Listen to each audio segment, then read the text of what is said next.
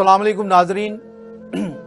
मीरा जी ने अपनी एक बहुत खूबसूरत नज़्म का पहला मिसरा कुछ यूं लिखा था कि नगरी नगरी फिरा मुसाफिर, नगरी नगरी फिरा मुसाफिर, घर का रास्ता भूल गया। हमारे आज के जो मेहमान हैं वो इंतहाई काबिल एहतराम हैं।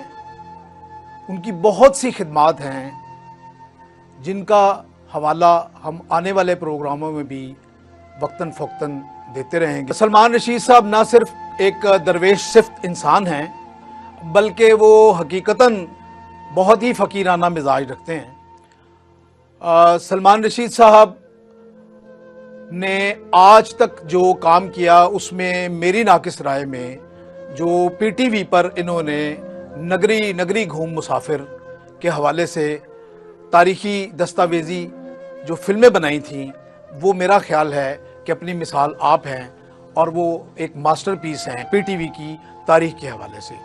तो आइए सलमान साहब से बाकायदा गुफ्तगू का आगाज़ करते हैं। अस्सलाम वालेकुम सर। बहुत खुशी कि आप तशरीफ़ लाए और ये आज पहला प्रोग्राम है। ये मैं इसलिए कह रहा हूँ कि एक प्रोग्राम करने से हम आपको जाने नहीं देने वाले, तो इंशाल्लाह हम आपको गाहे बगाहे बुलाते रहेंगे और उम्मीद है कि आप अपनी गुनागू मसरूफियात से वक्त निकाल के तशरीफ़ लाया करेंगे इंशाल्लाह। तो थोड़ा सा अपने काम के हवाले से ज़रा कुछ फरमाइए, आजकल क्या कर रहे हैं? आजकल तो मैं वापडा की हिस्ट्री लिख रहा हूँ जी सर। उसके ऊपर कुछ काम शुरू किया हुआ है, वो कोई 7-8 महीने और लगेंगे तो हो जाएगी इंशाल्लाह जी। अच्छा जी, मुझे तो यूँ लगता है कि मीरा जी ने ये जो मिसरा लिखा था अपनी नज़्म का कि नगरी नगरी फिरा मुसाफिर, घर का रास्ता भूल गया, वो शायद आपके बारे में लिखा था, क्योंकि हमें तो आप जैसा कोई आदमी कम से कम पाकिस्तान में तो नज़र नहीं आता। क्या सफ़रनामे लिखे और क्या दस्तावेज़ी जो फिल्में बनाई खुसूसन पीटीवी के हवाले से और ख़ुद जो तारीख़ के हवाले से आपने तसानीफ़ मुरतब की हैं, लाजवाब हैं।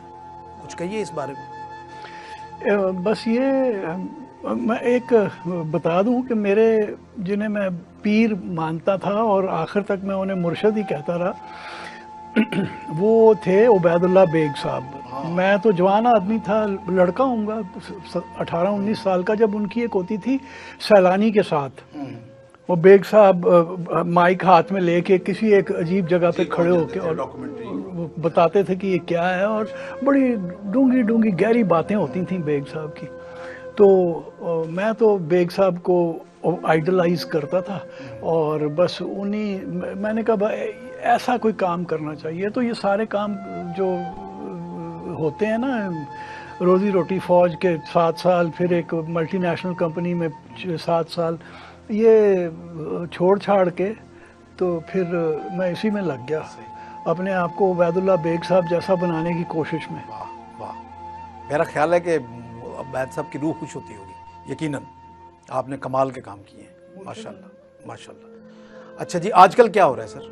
आजकल जी एक अभी चंद महीने पहले एक कॉन्ट्रैक्ट साइन किया था वापडा के साथ उनकी हिस्ट्री लिखने का, कि वापडा बन गया तो क्या हुआ मुल्क में और वापडा से पहले क्या था। सही। तो वापडा ने बनते ही जो काम किए वो तो बहुत सारा मवाद अवेलेबल है। पहले वाला बड़ा मुश्किल था कि की होता रहा पहले पाकिस्तान से बिजली कितों आती सी, वो ढूंढना ज़रा सा मुश्किल काम था। तो मिल गई अब चीज़ें सर काफ़ी कुछ? तो इनके आर्काइव से मिली या कहीं आपने अपने तौर पे? वापडा के आर्काइव्स वैसे बड़े लाजवाब हैं। और मैं आपको एक बात बताऊं कि जी वापडा जब बना तो 1959-60 वाली अगर आप एनुअल रिपोर्ट पढ़ें और कई साल बाद की जो एनुअल रिपोर्ट्स हैं वो जब मैंने पढ़ी तो मैंने इन्हें जाके कहा कि जी किसने लिखी हैं, क्योंकि ये तो ऐसे है जैसे कोई ट्रैवलॉग होता है। तो वो उन्होंने फट्टे की तरफ इशारा किया जो पास्ट ये थे पब्लिक रिलेशंस के अफसरान, किनका नाम था भला, वो अपने आयशा जलाल के वालिद हामिद जलाल साहब, तो कमाल के आदमी थे। उन्होंने बड़ा तो वापडा के बाद की तो आर्काइव्स बहुत अच्छी है। पहले वाला जो काम था वो नेशनल आर्काइव्स में 1947 से लेके 1949 तक के डॉन और पाकिस्तान टाइम्स खंगालने से मिला। बड़ा बारीक और बड़ा मुश्किल काम। काफ़ी 3 یہ مفت تو نہیں کروا رہے ہم سے کہیں؟ اچھا کو بلوں میں رعایت کریں گے یا پیسے پے کریں گے ہمیں؟ میرا خیال ہے پیسے پے کریں گے، بل میں نہیں رعایت ملنی۔ صحیح ہے جی۔ اچھا جی، لوگ فوج میں جانا چاہتے ہیں، ہمیں پتہ ہے آپ نے فوج چھوڑ دی تھی کچھ سال وہاں گزارنے کے بعد۔ 6.5 سال کمیشن سروس کی، وہ اس لیے کہ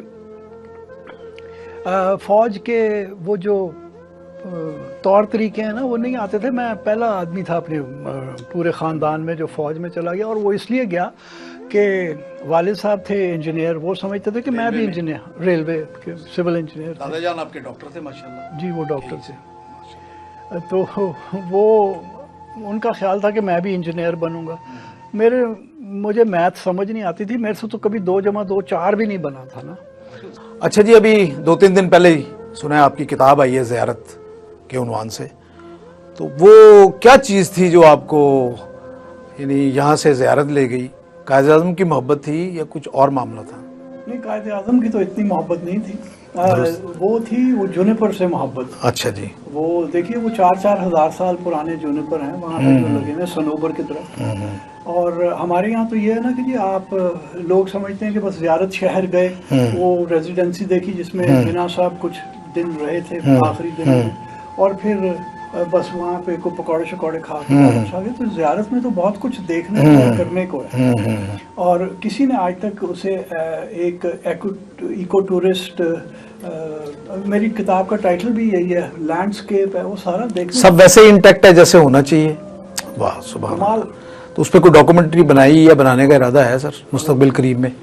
آپ کہیں گے تو چل کے بنا لیتے ہیں، بس پر جوائنٹ وینچر ہی ہوگا انشاءاللہ۔ اسی کے ساتھ جی تو نہیں چاہ رہا، لیکن ہم اپنے پروگرام کا اختتام کرتے ہیں کیونکہ ہمارا وقت محدود ہے۔ جان ایلیا صاحب کا ایک شعر مجھے یاد آ رہا ہے، وہ شعر یہ ہے جان بھائی کا کہ سفر درپیش ہے ایک بے مسافت، سفر درپیش ہے ایک بے مسافت، مسافت ہو تو کوئی فاصلہ نہیں، مسافت ہو تو کوئی فاصلہ نہیں۔ سلمان رشید صاحب کے بارے میں میری یہ دعا ہے ان کے لیے کہ اللہ کرے ان کا یہ سفر اسی طرح جاری و ساری رہے، اور اللہ کرے وہ اپنے تجربات کو اسی طرح خوبصورت انداز میں انگریزی اور اردو میں بھی میری گزارش ہوگی قلم بند کرتے رہیں، جن سے ہم پڑھنے والے جو ہیں اور ان کے دیکھنے والے مستفید ہوتے رہیں۔ خدا حافظ۔